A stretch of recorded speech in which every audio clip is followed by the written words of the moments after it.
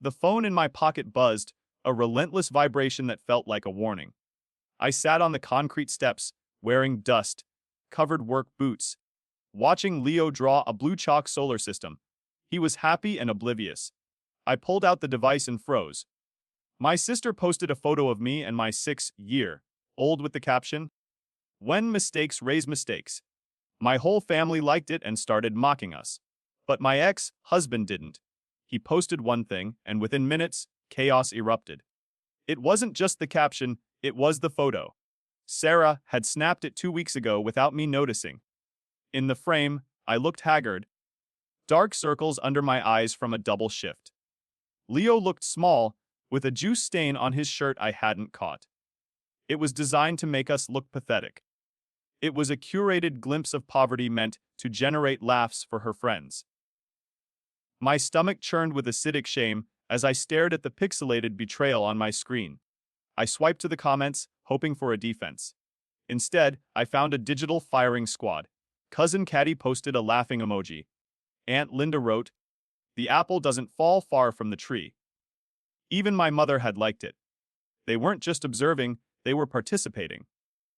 For years, I had been the boring, stable one while Sarah was the golden child. Now, they were publicly bonding over my humiliation. It felt coordinated, like a twisted family reunion where the main event was tearing me apart. I looked up at Leo. He was humming, drawing a rocket ship next to his planet. He didn't know his grandmother thought he was a mistake. He didn't know his aunt was using his face for clout. I had spent my life trying to earn their respect by being the fixer, the one who lent money. It was wasted effort. They didn't see a responsible father, they just saw a punching bag. The realization made my hands shake so hard I almost dropped the phone onto the concrete. A new notification banner slid down. It wasn't another insult. It was a tag from Matteo. My heart stopped. We had been separated for 6 months, a quiet drifting apart that left us as polite strangers. I assumed he would scroll past the drama, relieved to be out of the blast radius. But he hadn't ignored it. I tapped the notification, expecting a diplomatic request to keep him out of it. Instead, I saw a screenshot. He had entered the war zone, and he had brought heavy artillery. Matteo hadn't just commented, he had reposted Sarah's picture. Next to it, he placed a blurred image of a police report from 3 months ago. The caption was short and brutal. "Dragging a kid online is trash behavior. Also, if anyone is confused why Logan said no to her loan request, ask about the debit card stunt." I stared at the screen. Breath caught in my throat. The silence shattered as my phone lit up again. The rhythm was faster, frantic, and terrified. The image on my screen was sharp enough to read the case number. Matteo hadn't just alluded to the theft. He had posted the redacted incident report from the precinct. The black bars over sensitive info looked like war paint. I stared at the timestamp, realizing he must have had this saved for months, waiting for a reason. He had pulled the pin on a grenade I didn't even know he was holding. My breath hitched. It was the most violent act of protection anyone had ever offered me. The silence dissolved into a cacophony of dings. My phone vibrated so hard against my palm it made my fingers numb. I watched the Facebook comments refresh in real time. The mocking laughter from my relatives stopped abruptly. Strangers, friends of friends, started tagging Sarah. "Leaks," one wrote. Another simply posted a clown emoji. The tide wasn't just turning, it was crashing down on her. The public shaming they had designed for me was now eating them alive. A banner notification dropped down from the family group chat, simply titled, "Family First." It was my mother. "Take it down. Now." Her message was followed immediately by 3 missed calls from her landline. She wasn't asking Sarah to apologize for exploiting Leo. She was demanding I silence Matteo to protect the family reputation. The hypocrisy tasted like copper in my mouth. They were fine with the noise when it was laughter at my expense. Now that it was truth, they wanted quiet. I didn't answer the phone, so the texts piled up like debris. "How could you let him do this?" My mother wrote. "You are airing dirty laundry to strangers." She didn't mention the theft. She didn't mention the credit card fraud or the grace period I gave Sarah before going to the police. In her eyes, the crime wasn't the theft. The crime was the accountability. I felt a familiar guilt try to settle in my chest, but anger pushed it out. Matteo's name popped up in a private message. Say the word and I delete it. But they needed to know. I hovered my thumb over the keyboard. The old Logan would have begged for peace. He would have folded just to stop his mother from yelling. But I looked at the chalk dust on my boots. Peace without justice was just submission. I thought about Leo sleeping inside. Keep it up. I typed back. Let them choke on it. The decision hardened something inside me. I didn't just watch the chaos, I started documenting it. I took screenshots of the original post, the mocking comments from my aunts, and my mother's frantic demands to hide the truth. I captured the timestamps. I captured the likes. It felt cold, calculating, and absolutely necessary. If they wanted a war over narratives, I needed ammunition. I was done being the doormat they wiped their feet on. I was building a database of their cruelty. The phone buzzed one last time, a single vibration that felt different from the rest. It was Sarah. She hadn't posted a public defense. She hadn't apologized for the photo or the caption. Her message was private, direct, and chillingly sober compared to her usual manic outbursts. You think you're smart hiding behind your ex, she wrote. But you have secrets too. You'll pay for humiliating me. I stared at the gray bubble. She wasn't retreating. She was reloading. Thursday evening settled with deceptive calm. I was wiping down the counters, the smell of lemon cleaner sharp in the air. The knock on the door was heavy, official, and authoritative. It wasn't a neighborly tap. I opened it to find a woman in a beige raincoat, holding a clipboard, rain darkening her shoulders. Her eyes were tired, but scanning past me. Logan Miller, she asked. I'm with Child Protective Services. The floor seemed to drop out from under me. She stepped inside before I really offered, shaking off her umbrella. We received a report alleging immediate danger, she said, her voice flat. Claims of drug use and that the child is frequently left unsupervised overnight. My hands went cold. These weren't just lies, they were precision strikes designed to trigger an emergency removal. I looked at Leo, who was small and safe on the couch. That's insane, I said, forcing my voice to stay steady. I don't even drink alcohol. I need to see the home, she stated. I led her to the kitchen first. Thank God for my anxiety-induced cleaning habits. The sink was empty, shining under the overhead light. I opened the fridge, revealing rows of organized meal prep, milk cartons, and fresh fruit. No beer bottles. No rot. She took notes. The scratching sound loud in the quiet house. She checked the pantry. There was nothing here to feed her narrative. I watched her posture relax, just a fraction. We moved to Leo's room next. His bed was made, the duvet smoothed flat this morning before school. His clothes were folded in the dresser, not piled on the floor. The caseworker opened the closet, checking for hazards, but found only organized toy bins and hung-up coats. She turned to look at Leo through the open door. He was laughing at the TV, clean and content. He seems comfortable, she admitted, tapping her pen. The tension in my shoulders began to unspool. Can I ask when this report was made? I asked, knowing the answer. She hesitated. Tuesday night. I pulled out my phone and opened the gallery. Let me show you why. I handed her the device, displaying the folder I'd named evidence. She scrolled through the screenshots, Sarah's mocking post, Matteo's retaliation, and timestamps matching her file. I watched her expression shift from professional scrutiny to understanding. This is retaliation, I said firmly. My sister is angry she got caught stealing. She handed the phone back, lips pressed into a thin line.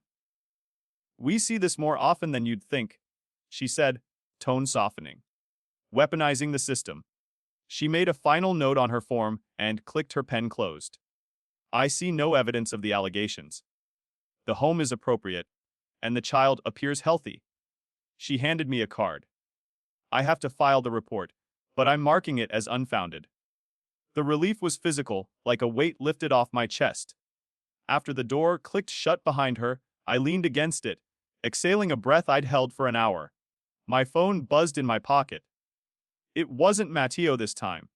It was my cousin Priya, who usually stayed quiet. She sent a screenshot from a side chat I wasn't in. It was Sarah. Just called the authorities. Watch how fast he loses the kid. Sarah wasn't just lashing out blindly. She was actively hunting us. This wasn't a tantrum, it was a siege. Saturday morning arrived with the sound of a drill, not cartoons. Matteo stood on a ladder by the front porch, a metal bracket in his teeth, screwing a camera mount into the vinyl siding. I watched from the driveway, handing him a screwdriver when he reached down. He wasn't just visiting, he was fortifying. Angle it lower, he said, his voice muffled by the steel. You want faces, not just tops of heads. The silence between us wasn't awkward anymore, it was focused. We spent 3 hours wiring the perimeter. One camera covered the driveway, another the back gate, and a video doorbell watched the front porch. The feed popped up on my phone. Crisp and high definition. It felt paranoid but necessary. Motion sensitivity is set to high, Matteo explained, wiping grease from his hands onto a rag. If a squirrel sneezes, you'll know. Seeing my house through a surveillance lens shifted my perspective. It wasn't just a home now, it was a fortress under siege. Inside, the kitchen table disappeared under stacks of paper. Matteo called it the Good Father Binder, a physical brick of proof that I was competent. I punched holes in Leo's vaccination records while Matteo organized my pay stubs by date. We need everything, he said, sliding a sheet protector over a dental receipt. Every checkup, every school attendance record. It was tedious work, but it grounded me. Paperwork was boring, but in a courtroom, boring meant stable. Boring was my best weapon. I always thought if I was perfect enough, they'd stop, I said, staring at a perfect attendance award. Like if I fixed enough tires or lent enough cash, they'd respect me. Matteo stopped sorting. He looked at me, really looked at me, for the first time since the divorce papers were signed. You were their scapegoat, Logan. You could be a saint, and they'd hate you for making them look bad. His words didn't fix the wound, but they cleaned it out. I watched him label a divider for police reports. He didn't have to be here. He had his own apartment, his own quiet life away from the toxicity of the Miller clan. Why are you doing this? I asked. You got out. He didn't look up from the binder. Because Leo is half me, he said quietly. And because I left you alone with them for too long. It was an apology without the word, and it hit harder than I expected. By sunset, the binder was 3 inches thick and sitting by the door like a shield. We ordered pizza and sat on the couch, watching the live camera feeds on the TV screen. It was a dystopian movie night. Leo was asleep in his room, oblivious to the digital perimeter we had built around him. The house felt safer, but the air outside was heavy. I kept waiting for a notification, a glitch, something to prove we weren't crazy. Then the motion sensor chimed. A sedan rolled slowly past the driveway, brake lights flaring red in the darkness. My stomach dropped. I recognized the dented bumper immediately. It was my father's car. They didn't stop, but the camera caught the passenger window rolling down. My mother's face was illuminated briefly by the street lamp, staring at the house with a look of pure calculation. They're scouting? Matteo whispered, leaning forward. Checking if you're home. They weren't retreating after the failed CPS attempt. They were planning the next breach. Tuesday afternoon, a process server knocked on the door. He wasn't a cop, just a guy in a windbreaker who wouldn't make eye contact. I signed for the heavy envelope on the porch, my hands trembling before I even broke the seal. Inside wasn't a lawsuit for money or a cease and desist. It was an emergency ex parte petition for guardianship. My parents were asking a judge for immediate custody of Leo. The legal jargon hit me like physical blows. They were trying to steal my son. I sank onto the hallway floor, the papers scattering across the wood. The petition cited the Facebook drama as proof of my public emotional unraveling. It twisted the CPS visit, which I had cleared with flying colors, into involvement with child welfare services due to neglect concerns. It was a masterpiece of half-truths designed to trigger a removal order. I saw the future clearly, my parents taking Leo, raising him to hate me, and erasing his father. They knew I couldn't afford a battle. They were banking on my poverty. I called Matteo, my voice cracking so hard I could barely speak. They filed. I choked out. They want emergency custody. He didn't ask for details or tell me to calm down. Get the binder. Meet me at the bank. I drove there in a daze. I pulled everything I had, my emergency fund, the money for the new transmission, and the savings for Leo's future braces. It was a terrifying amount of cash to hold in a paper envelope, but I wasn't saving for a rainy day anymore. The storm was already here. Nora's office was in a strip mall, sandwiched between a vape shop and a dry cleaner. It smelled of stale coffee and old carpet, but her reviews said she was a pit bull in court. She didn't offer sympathy tea, she just held out a hand for the papers. I watched her read, my leg bouncing uncontrollably under the table. She flipped through the petition, her face unreadable. This is aggressive, she noted, circling a paragraph with a red pen. They're claiming immediate, irreparable harm to the child. I slammed the good father binder onto her desk with a heavy thud. It's all lies, I said, my voice shaking with rage. Here is the cleared CPS report. Here are his grades. Here are the vaccination records. Matteo placed the USB drive with the security footage next to it. And here is a video of them stalking the house 3 nights ago. Nora stopped writing. She opened the binder, scanning the organized chaos. Her eyebrows shot up. She wasn't looking at a victim anymore, she was looking at a winning case. Most people come here crying with nothing but stories. Nora said, tapping the binder. You brought me a weapon. She leaned back, tapping the red pen against her chin. Emergency guardianship requires proof that the child is in imminent danger. You have proof he's thriving and that the petitioners are actively harassing you. She looked at the bank envelope I placed on the desk. I charge a flat retainer. We aren't just defending this. We are going to make them regret filing it. She flipped to the signature page of the petition. One interesting thing, she murmured, her eyes narrowing behind her glasses. Your sister's name isn't on this. I leaned in, confused. Sarah is the one who started it. Nora nodded slowly, a shark-like grin forming. Exactly. She has a custody case of her own pending. She can't risk filing a false report, so she's using your parents as proxies to do her dirty work. She uncapped her pen. Let's show the judge exactly what their version of stability looks like. 2 weeks later, the courthouse hallway smelled of floor wax and anxious sweat. I sat on a wooden bench, my knees bouncing, while Matteo gripped my shoulder. Across the aisle, my parents sat in their Sunday best, looking like a portrait of suburban respectability. My mother wore pearls, my father wore a tie I hadn't seen since my wedding. They refused to look at me, staring straight ahead at the heavy courtroom doors. It was a performance, and they were committed to the role. They were dressed for a funeral, specifically the funeral of my fatherhood, which they hoped to bury today. Inside, the air was cold and sterile. Their lawyer stood up first, a man with a booming voice who painted a picture of a life in chaos. He used words like fragile and overwhelmed, citing the Facebook comments as proof of a public breakdown. I gripped the table edge until my knuckles turned white. He described Leo as a victim of my lifestyle instability, a coded phrase that made my stomach turn. They weren't just attacking my parenting, they were attacking who I was, dismantling my character to steal my son. Nora didn't object. She waited, tapping her pen against the thick black binder on the table. When it was her turn, she didn't make a speech. She simply walked to the bench and handed the judge the good father binder. Your Honor, she said, her voice deceptively light. The petitioners claim an emergency exists.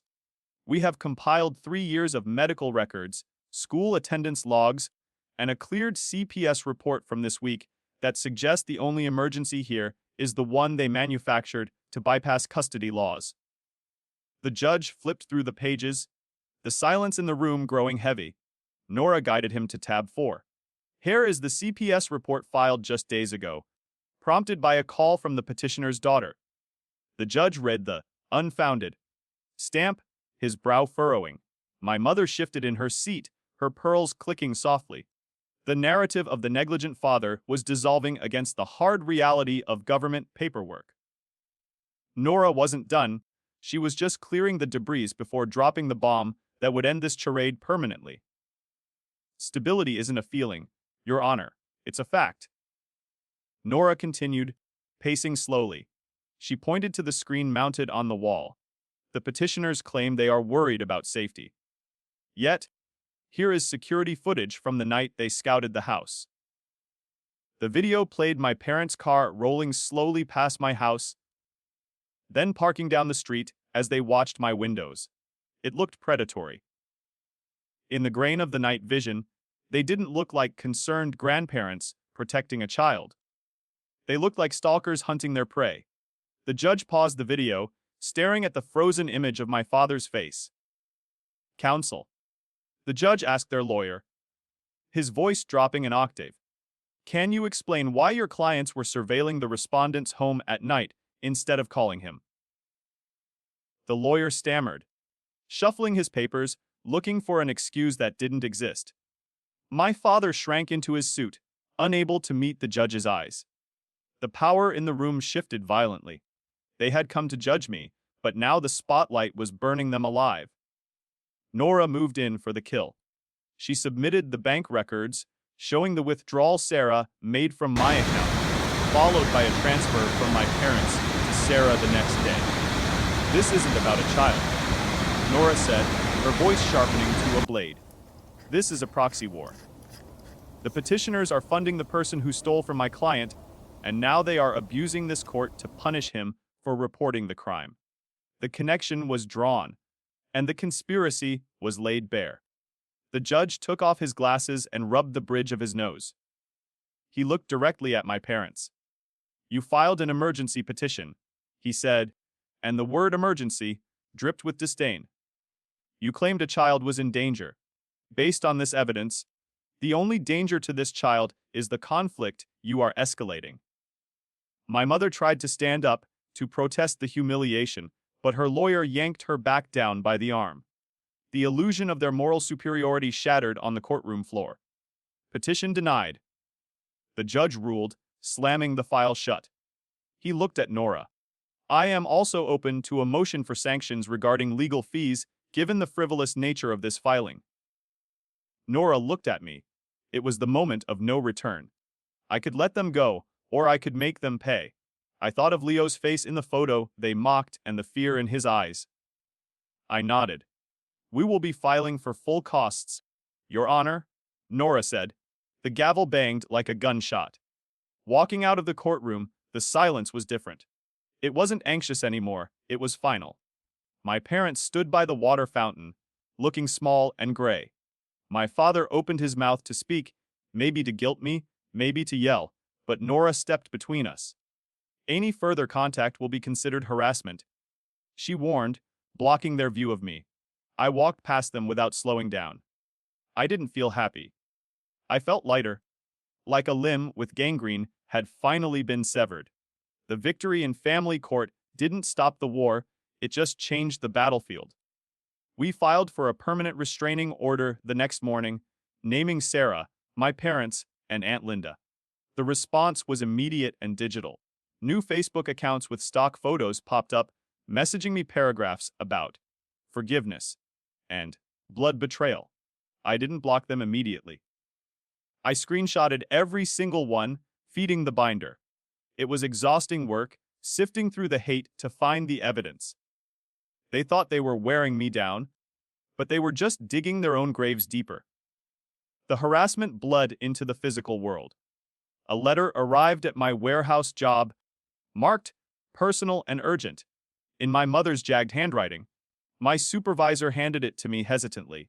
I didn't open it. I held the envelope by the corner, took a photo of the postmark, and dropped it directly into a plastic evidence bag Matteo had given me.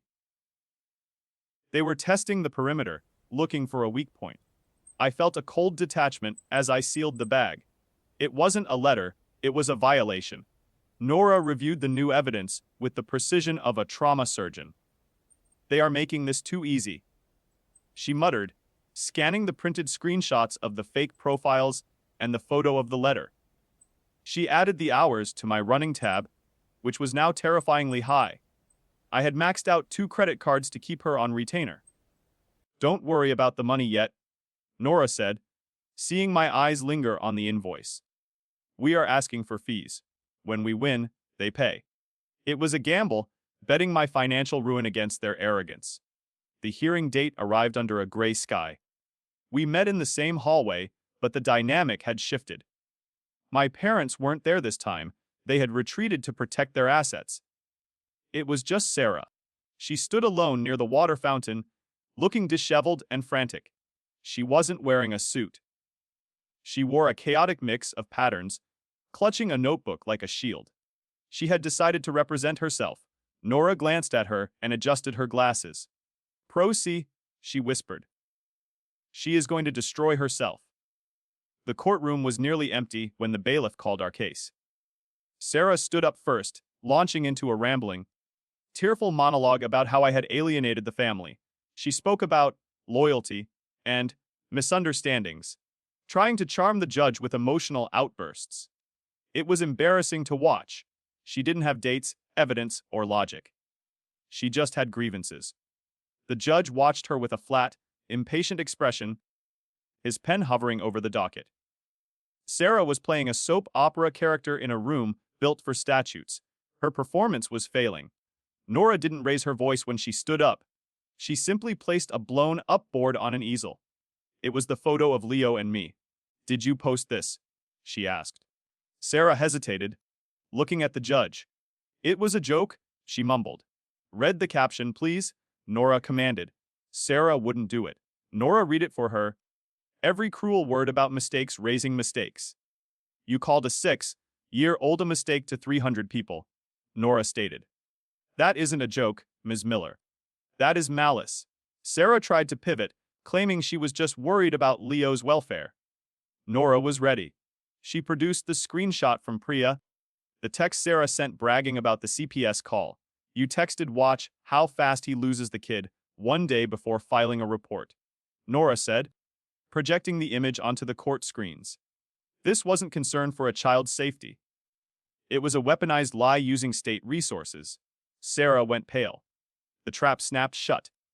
There was no way to spin this. She had confessed in writing. The judge didn't need to hear closing arguments.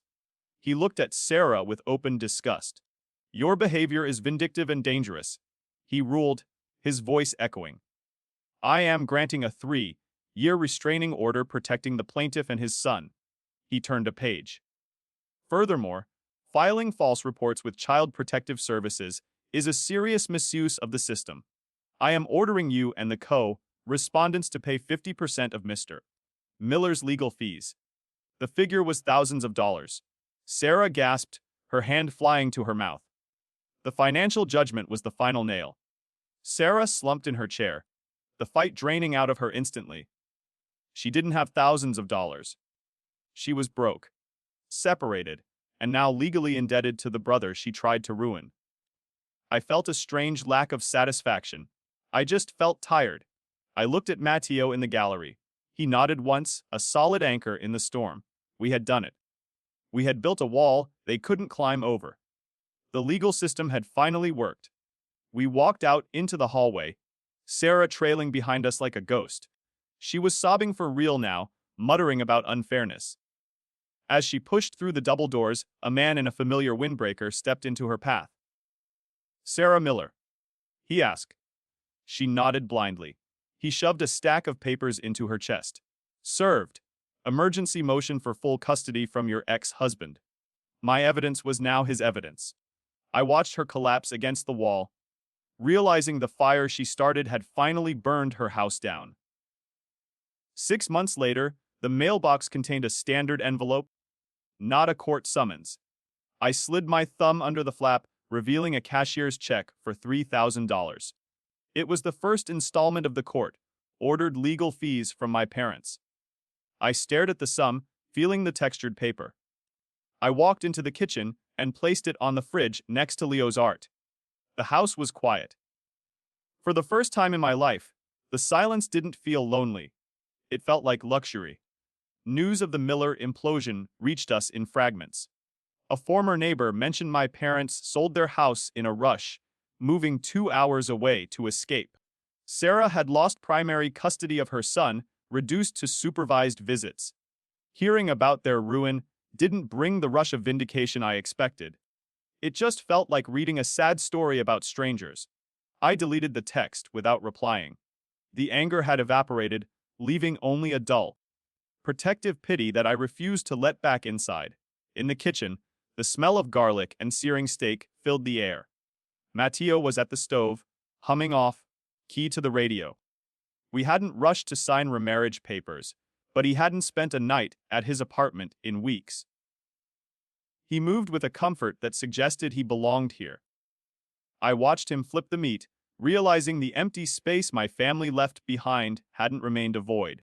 It was filled by the person who actually showed up when the house was burning down. Leo sat at the island, kicking his legs against the stool. He was drawing with his new markers, tongue poking out in concentration. "As Grandma coming to my birthday?" he asked suddenly, not looking up. The question hung in the air. In the past, I would have lied. I would have made excuses about them being busy to protect his feelings. But looking at the piece we had built, I realized lies were just cracks in the foundation. I put down the salad bowl. "Nobody," I said, keeping my voice steady. "Grandma and Grandpa aren't going to be part of our lives anymore." I waited for the tears, for the confusion. Leo paused, his marker hovering over the page. He thought about it for a second, then shrugged. "Okay," he said simply. "Can we have chocolate cake instead of vanilla?" He went back to drawing. The trauma I feared was non-existent to him. He didn't miss the toxicity because he had never been trained to crave it. Later that night, Matteo and I sat on the porch. The security cameras were still recording, but I wasn't watching the feed anymore. My phone sat on the table, face down and silent. No notifications, no drama. "You did good," Matteo said, reaching over to squeeze my hand. I looked at the dark street, finally understanding. Sarah called us mistakes. But sitting here in the quiet, with the people who fought for me, I knew we were the only thing that was real.